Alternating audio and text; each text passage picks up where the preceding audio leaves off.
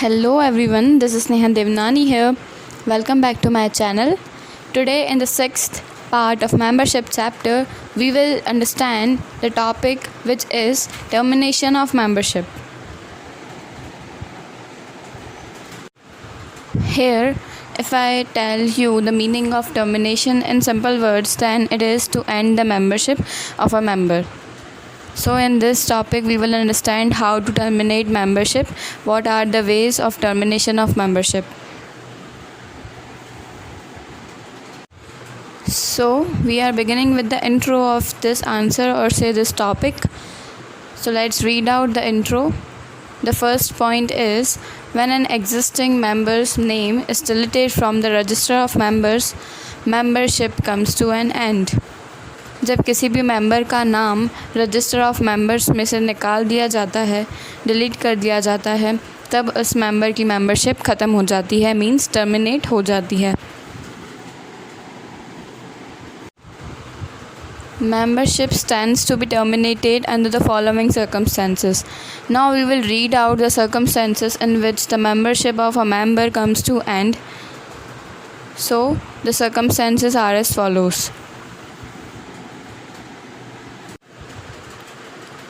There are total 8 circumstances of termination of membership mentioned in the textbook.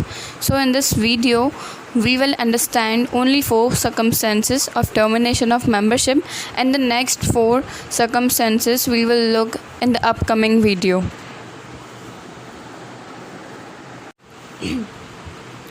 The first circumstance is by transfer of shares. When an existing member sells all the shares held by him to another person or persons, then by share transfer process, membership is deleted from the register of members. अगर एक existing member अपने shares को cell कर देता है किसी एक या एक से ज़्यादा पर्सन को, तो उसका नाम रजिस्टर ऑफ मेंबर्स में से डिलीट हो जाता है और किसी और का नाम ऐड हो जाता है, और जिसका नाम डिलीट हो जाता है उसकी मेंबरशिप टर्मिनेट हो जाती है, मींस वो ख़त्म हो जाती है.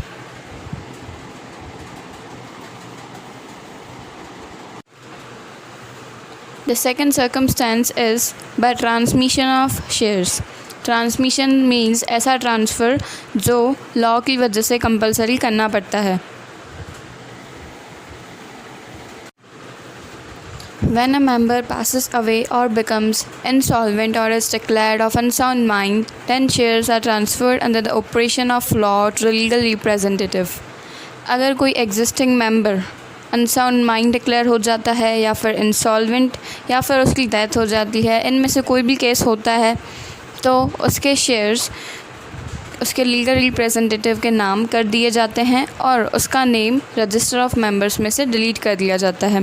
ये सभी प्रोसेस लॉ के ऑपरेशन में होता है, लॉ के अकॉर्डिंग होता है. The last point of this circumstance is in this situation the name of the original member is deleted. इस सिचुएशन में जो ओरिजिनल मेंबर था, जो नाम था उसका, रजिस्टर ऑफ मेंबर्स में से डिलीट हो जाता है. The third circumstance is by forfeiture of shares. Now what is the meaning of forfeiture? अगर कोई भी शेयर होल्डर किसी भी शेयर पर कुछ अमाउंट पे नहीं करता है और बार बार कंपनी उसे नोटिस देती है पर फिर भी वो उस अमाउंट को पे नहीं करता है, तब उसके शेयर्स फोरफीट कर दिए जाते हैं, मींस उसके शेयर्स जब्त कर दिए जाते हैं और अभी तक उसने उस पर जितना भी अमाउंट पे किया है वो कंपनी अपने पास फोरफीट कर देती है अपने पास वो अमाउंट को, और वो शेयर्स को जब्त कर लेती है. Now first understand this point. When shareholder defaults in paying the amount of calls on his shares are forfeited after following legal procedure. Now before understanding this point, first understand the meaning of calls. Company जब भी shares पर पैसे मंगवाती है तो 2 वे से मंगवाती है. First installments और दूसरा full payment at a time. अगर जब फुल पेमेंट हो जाता है तो एक साथ पेमेंट कर दिया जाता है, पर जब इंस्टॉलमेंट्स में पैसे मंगवाए जाते हैं तो first call, second call, third call और कभी कभी फोर्थ कॉल भी होता है, मींस इंस्टॉलमेंट्स में मंगवाती है। अगर कोई भी शेयर होल्डर किसी भी कॉल को भरने में फ़ेल हो जाता है तो कंपनी उसके शेयर्स फोरफीट कर लेती है after following a legal procedure. On forfeiture of shares, his name is removed from the register of members and his membership comes to an end. अगर शेयर्स फोरफीट हो जाते हैं तो उस शेयर होल्डर का या मेंबर का नाम रजिस्टर ऑफ मेंबर्स में से रिमूव कर दिया जाता है और उसकी मेंबरशिप एंड कर दी जाती है, मींस टर्मिनेट कर दी जाती है।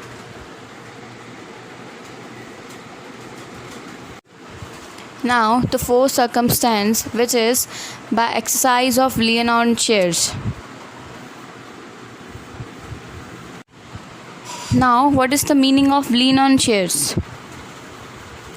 Lien एक तरह का राइट है जिसमें कंपनी किसी और पर्सन की जिसने लोन लिया है कंपनी से, उस पर्सन की प्रॉपर्टी पर अपना पोजेशन जमा सकती है जब तक उसके ड्यूज़ रिकवर नहीं हो जाते। अगर वो पर्सन पे नहीं कर पाता है कंपनी को तो कंपनी उसकी प्रॉपर्टी सेल करके पैसे डिस्चार्ज कर लेती है। तो ये सब होता है लीन पर। लीन का मीनिंग ये होता है। अब हम देखते हैं लीन ऑन शेयर्स में क्या होता है।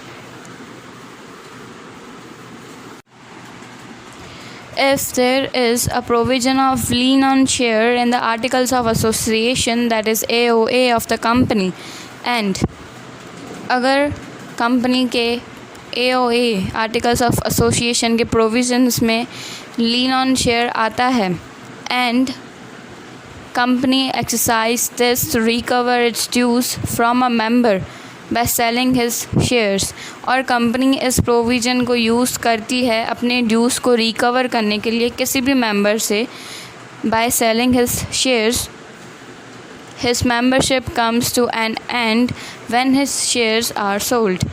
और वो इस राइट को फॉलो करके उस पर्सन से रिकवर करने के लिए पैसे उसके शेयर्स को सेल कर देती है, तो उस पर्सन की मेंबरशिप ख़त्म हो जाती है, मींस टर्मिनेट हो जाती है after his shares being sold.